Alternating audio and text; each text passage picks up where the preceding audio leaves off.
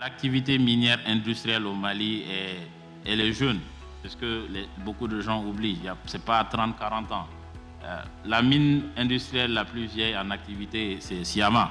Et Siama a commencé en 87. Et en matière de gouvernance, je pense qu'il n'y a pas un secteur plus transparent que les mines. Je vais le dire, les gens vont s'offusquer, mais il y a toutes sortes de contrôles qui tombent sur les mines. On va voir le vérificateur venir. Il y a l'audit minier qui est là. L'ITIE est là. Et les mines font de leur mieux, mais malheureusement, les mines ne peuvent pas se substituer au gouvernement.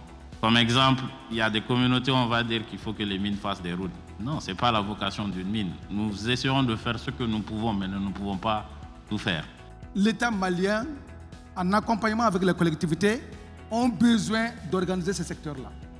Il faut qu'il y ait des couloirs d'orpaillage pour ces gens-là. Il faut qu'ils soient organisés, qu'il y ait des points de vente, qu'ils aient des structures organisées, qu'il y ait un mécanisme de contrôle de ce qu'ils produisent. Nous, à Siama, on a pu gérer nos conflits à partir des mécanismes de consultation, de négociation. Dieu merci, on a pu déguerpir plus de 500 orpailleurs d'un site sans un seul coup de feu.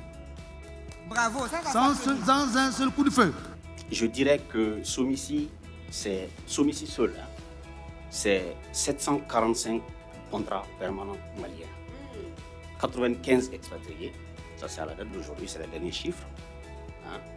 Et pour les sous-traitants, il y a 2100 agents également, dont à peu près 95% de Maliens également. Nous n'avons pas attendu les directives pour déjà malianiser les effectifs.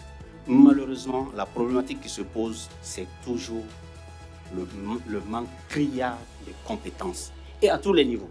Si on me demande aujourd'hui un foreur qualifié, je m'arrache les cheveux. Pourtant, c'est une formation qui ne prend pas 3 mois. C'est plus facile que la conduite automobile. Vous voyez, des secteurs aussi simples, basiques, n'existent pas. Siama est à la recherche de chercher des solutions d'automatisation des activités qui se passent dans la mine.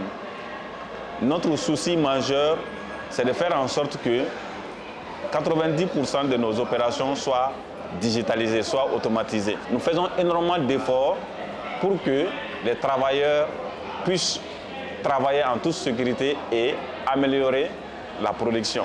Avec Resolute, notre relation, ça se passe très bien. C'est une franche collaboration, une source vraiment très propre pour nous. On est très ravis même de faire leur découverte.